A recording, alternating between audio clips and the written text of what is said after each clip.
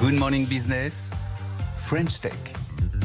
8h22 sur BFM Business et sur RMC Découverte. Notre invité, c'est Romain Régnier. Bonjour, vous êtes le fondateur et PDG de Manga.io. La France qui est le deuxième plus gros pays consommateur de manga au monde. Après le Japon, il y a un vrai engouement pour la consommation de manga. Vous êtes une application de lecture par abonnement. On dit le Netflix des mangas pour bien comprendre ce que vous faites. Vous êtes en pleine levée de fonds. Vous avez fait un passage à Qui veut être mon associé. Ça a explosé. Vous en êtes où en termes de levée aujourd'hui ? Ouais, effectivement. Donc, on a la chance d'être sur une très très bonne tendance aujourd'hui. Donc effectivement, après le passage dans Qui veut être mon associé, on a proposé à la communauté de devenir nos associés. Et en l'espace de moins d'une semaine, on a eu 6 millions d'intentions d'investissement. Évidemment, c'est beaucoup plus que ce qu'on avait prévu, très honnêtement. Vous vouliez combien ? On recherchait 1 million en 2 semaines ou quelque chose comme ça. Et on a eu donc 6 millions en une semaine. Donc voilà, c'est un peu une preuve de l'engouement autour de la proposition de valeur de notre service. Et vous n'allez pas prendre les 6 millions, du coup, vous allez arrêter ? On ne pourra pas prendre les 6 millions, puisque ça fait partie d'un tour d'investissement qu'on appelle une série A, qui va faire entre 5 et 10 millions d'euros maximum. Donc on ne peut pas malheureusement réserver 6 millions pour la communauté, parce qu'on a besoin aussi de faire rentrer des investisseurs stratégiques qui vont aider au développement du business. Et donc là, on va réserver ce tour en crowd equity à 2 millions d'euros. Et donc ceux qui se sont préinscrits sur le Typeform qu'on avait mis en ligne vont avoir 24 heures réservées pour eux pour pouvoir souscrire. Donc ce sera du premier arrivé, premier servi. Il va falloir certainement aller vite, parce que par rapport à 6 millions d'euros, on a un tiers des intentions qui pourront être converties en investissement. Et c'est important pour garder justement de la dynamique avec des investisseurs importants dans le cadre de la levée. Et avec tout cet argent, vous avez prévu de faire quoi ? Alors, on a beaucoup de choses qui sont prévues. Donc, depuis le début de l'aventure, en fait, on a réussi à accomplir et on va dire, passer un certain nombre d'étapes importantes. On a réussi, par exemple, à convaincre des éditeurs à la fois en France et au Japon d'autoriser le modèle à l'abonnement, ce qui n'était pas possible initialement. Aujourd'hui, on a la majorité des éditeurs français qui sont au catalogue, un certain nombre d'éditeurs japonais aussi qui ont donné leurs autorisations pour la distribution de mangas sur l'application. Et vous payez des licences à ces éditeurs ? Oui, exactement. Donc nous, on est sur un modèle de revenu sharing un peu comme sur Spotify. Donc en fonction des lectures sur la plateforme, on va reverser des revenus aux éditeurs. Et donc du coup, pour répondre à votre question, l'objectif de cette levée de fonds, c'est d'accélérer. Donc c'est de continuer notre développement en France, de pouvoir élargir les catalogues qu'on a déjà sur la plateforme, parce qu'on a des grands éditeurs comme Glénat, comme Kana, comme Kiyun, Akata, etc., qui sont présents sur l'application, et on doit élargir ce catalogue pour réussir à toucher une cible encore plus large.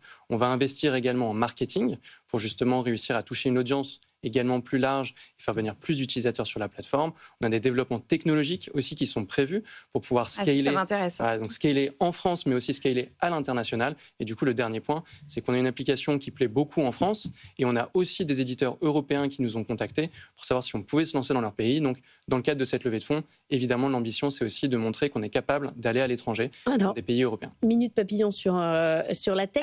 Combien vous avez d'abonnés payants aujourd'hui qui payent l'abonnement à 7 euros ? Ouais, aujourd'hui, on a plus de 250 000 comptes créés sur la plateforme et plusieurs dizaines de milliers d'abonnés payants sur l'application. Donc cette levée de fonds, en fait, vous n'auriez pas eu besoin forcément de l'ouvrir aux particuliers. Ça permet de fidéliser, en fait. Oui, tout à fait. En fait, c'est une réflexion qu'on a depuis le début de l'aventure.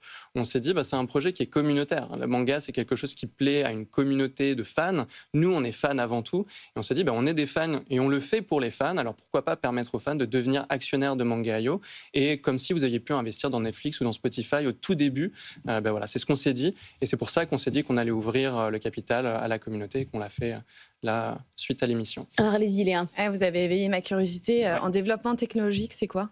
Alors, on a plein de choses qui sont prévues. Alors déjà, des améliorations sur la partie applicative de lecture. Donc, on a quelques fonctionnalités comme par exemple le partage de playlists. Donc, que vous puissiez créer une playlist de vos favoris et le partager avec d'autres personnes sur la plateforme. Gamifier un petit peu l'expérience. Le manga, c'est assez proche aussi du jeu vidéo. Il y a beaucoup de choses qu'on a envie de développer autour de ça pour fidéliser également nos lecteurs sur l'application en disant, voilà, vous avez lu autant de chapitres de cette série. Vous allez pouvoir peut-être débloquer des avantages particuliers, des goodies collector, digitaux, etc. Donc il va y avoir un certain nombre d'améliorations qu'on va apporter sur la partie consumer, donc vraiment sur la partie lecteur, qui vont aller dans le sens de fidéliser les utilisateurs sur la plateforme et de créer ce qu'on appelle de la product-led growth, donc le fait de garder des gens fidèles sur l'application via le produit. Et il y a d'autres sujets aussi qu'on va explorer qui sont plutôt autour de la distribution de mangas à l'international, parce qu'il y a un enjeu aujourd'hui qui est comment sont distribués les mangas et diffusés les mangas donc du Japon ou d'autres pays, donc du Japon, de la Chine, de la Corée, vers la France, l'Italie, l'Allemagne, l'Espagne. Et en fait, on voit qu'il y a de la friction à ce niveau-là et que ça prend beaucoup de temps en règle générale pour que des mangas qui paraissent dans un pays d'origine, donc plutôt côté Asie en règle générale, soient ensuite traduits et publiés sur le côté français. Et nous, on voit aussi que pour pouvoir grossir, on a besoin d'être capable de gérer beaucoup plus facilement un nombre d'éditeurs important. Donc aujourd'hui, je vous disais, on a une trentaine d'éditeurs en France. Ça veut dire une trentaine de rééditions, donc de reversements, de fichiers de reversement à préparer pour ces éditeurs. Et donc, on a besoin d'automatiser un petit peu plus la gestion, en règle générale, la diffusion, distribution de mangas à l'international pour accompagner notre développement. Et le manga, ça se lit bien sur tablette. Il n'y a pas des gens qui, du coup, vous commandent et qui se le font livrer. Non, ça se lit bien sans problème. Nous, ce qu'on constate, et c'est très intéressant. Alors aujourd'hui, je me souviens qu'en 2023, je vous avais parlé de ces quelques chiffres, mais ça reste assez édifiant. Sur le marché français du manga, on estime qu'il y a à peu près 7 millions de lecteurs, 2 millions d'acheteurs réguliers en manga papier, et il y a 80% des lecteurs, donc de ces 7 millions, qui consomment en illégal aujourd'hui, donc sur des plateformes pirates, donc en numérique. Nous, ce qu'on veut, c'est justement transformer cette consommation qui est aujourd'hui illégale vers une consommation légale. Donc effectivement, il y a déjà cette consommation digitale qui existe, et nous, notre rôle, c'est de faire comme ce qu'a fait Spotify ou Netflix, de l'orienter plutôt vers une plateforme légale et rémunératrice pour les éditeurs. Romain Régnier, fondateur et PDG de Manga.io.